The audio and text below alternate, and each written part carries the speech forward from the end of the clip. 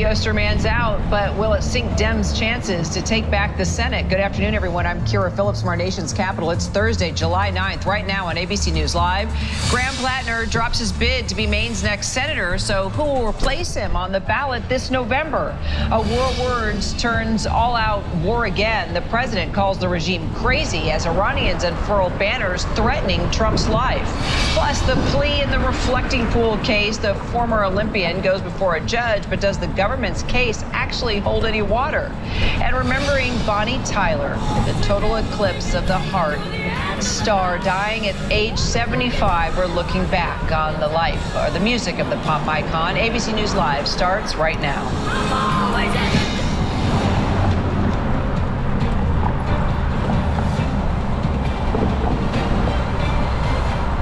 Cleanup on the main aisle. Democrats scrambling to replace Graham Plattner in the crucial Maine Senate race after he dropped out last night due to sexual assault allegations. Plattner denying all claims made against him, though, and in a video posted online to suspend his campaign, the former candidate says he felt the Democratic political establishment would not let him continue in the race. The brutal political reality is that they are going to take everything away from us. Those in power who have the ability to do so are using these allegations as an excuse to take away all of the things that we need to run a campaign. We believe that for the movement to continue,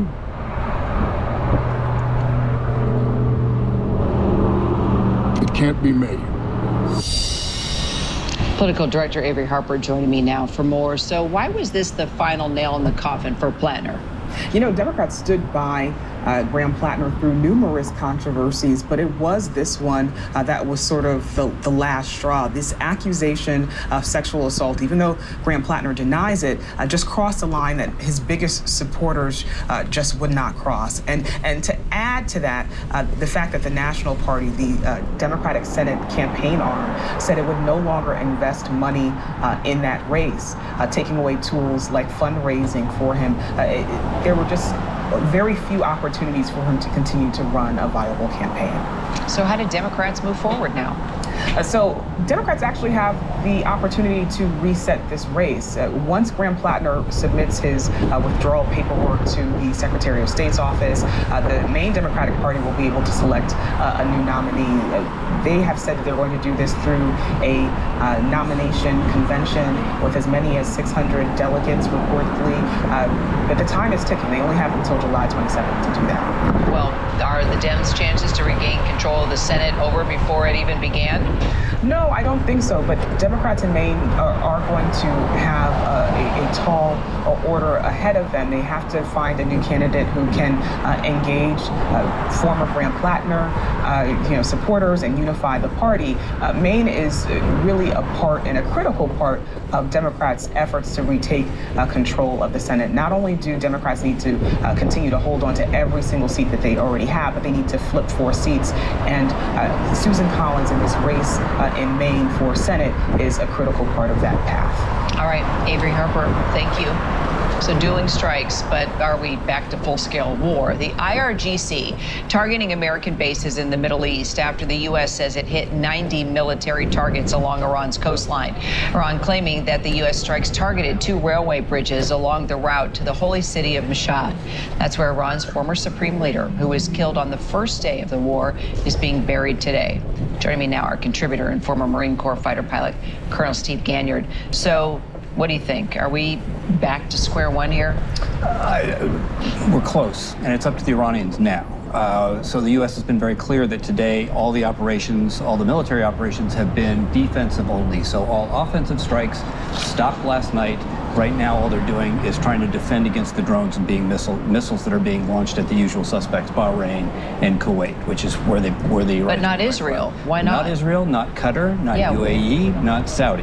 Why? So because they don't want to pull them back in. You know, it doesn't do them any good to rile the Israelis up. They know how Mossad has penetrated, how deeply they penetrated Iranian society, and so the ability of the Israelis to go after the leadership, they've done it before, they can do it again. So why bother? Just work work with the United States because really the fight continues to be over control of the Strait of Hormuz.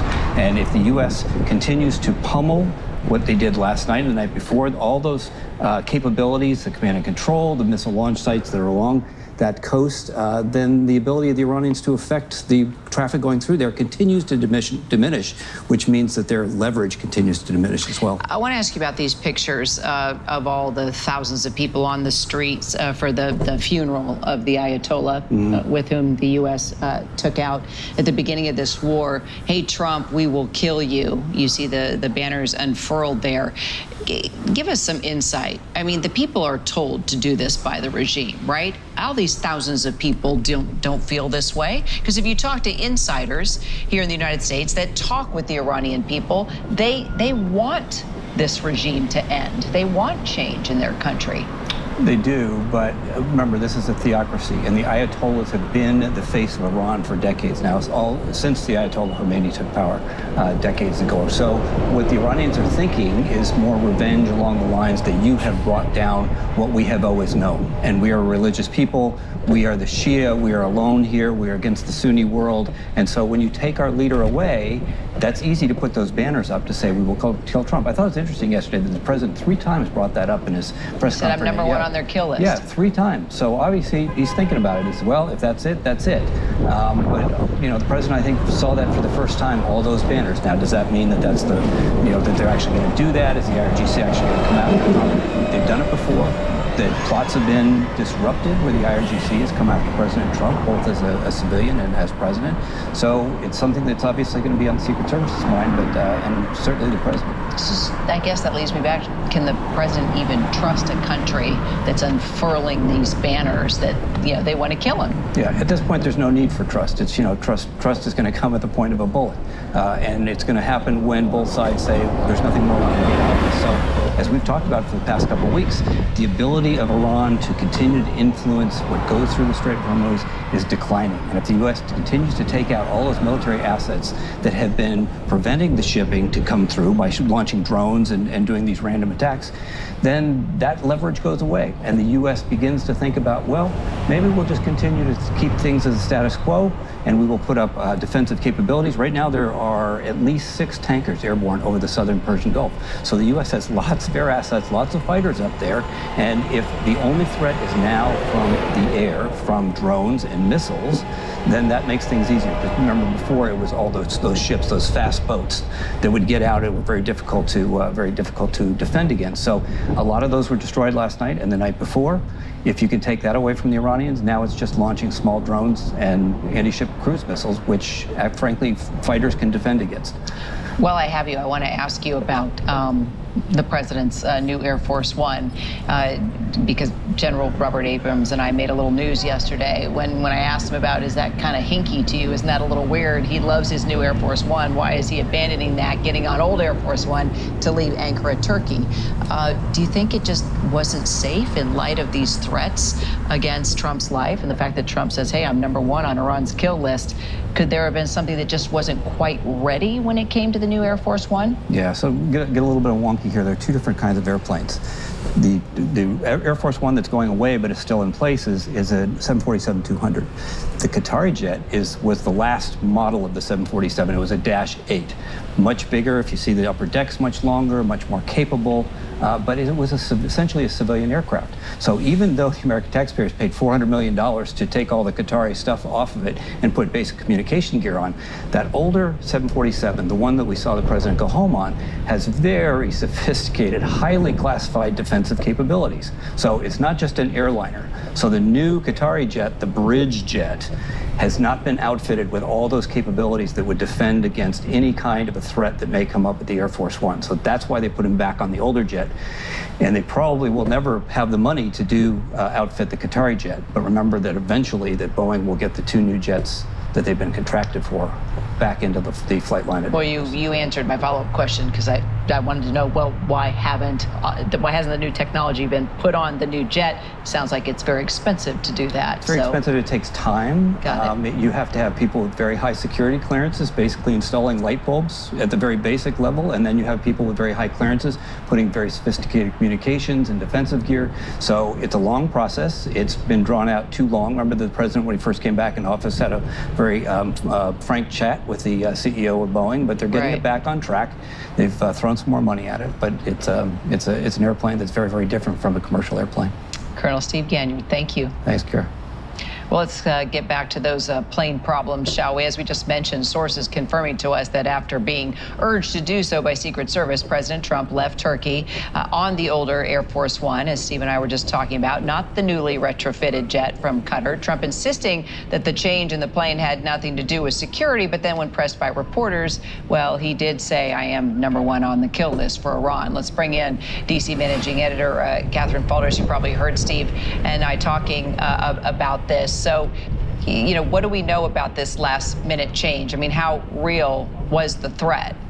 So what we're told by sources is that there wasn't a specific threat that the Secret Service was looking at to then make this recommendation to the president not to fly on that plane, at least to fly out of Turkey, that they were obviously assessing the current hostilities with Iran, and that the Secret Service recommended to the president, well, maybe you shouldn't fly on that plane. Let's fly on the old Air Force One. As Steve just laid out, all of the capabilities that that plane you're showing right there has, that the newly gifted Qatari jet just doesn't have. There needs to be more money put into that, and of course more time, as Steve was saying there. But what was interesting with travelers who were on the plane with the president, the old plane with the president, going to link up with the new plane, so the plane leaving Turkey, passengers were asked to put their windows down, for example.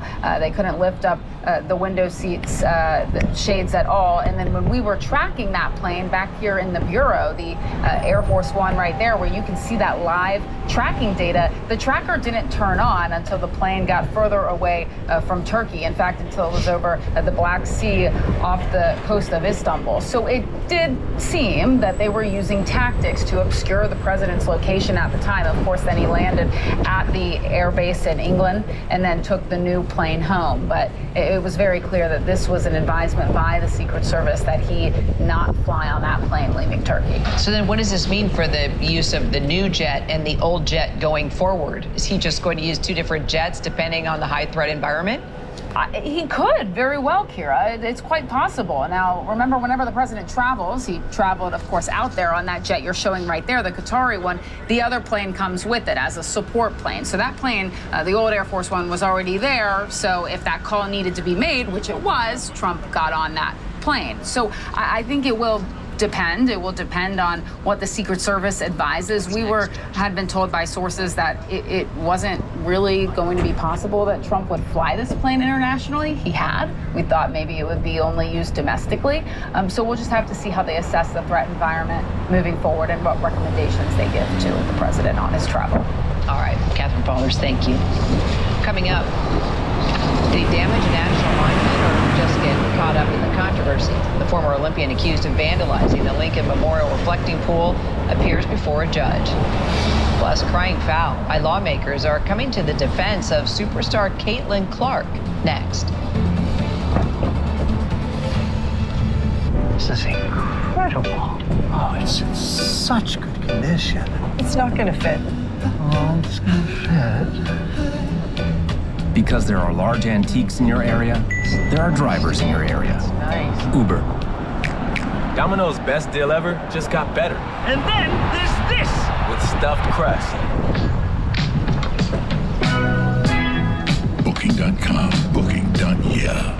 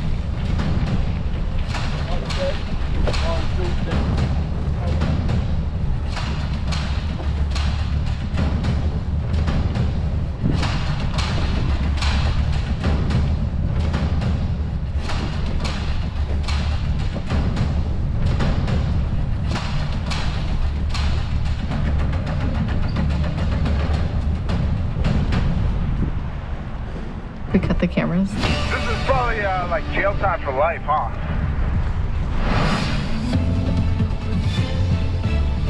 Foul heard all the way to the Hill. 11 Republican lawmakers coming to the defense of WNBA superstar Caitlin Clark now. They say they're fed up with a string of hard fouls against the Indiana Fever guard. You may remember this controversial foul by Alyssa Thomas against Clark back in June. In a letter to the WNBA commissioner, the members of Congress are demanding the league take accountability for multiple attacks, also suggesting they may be racially motivated. We'll track it.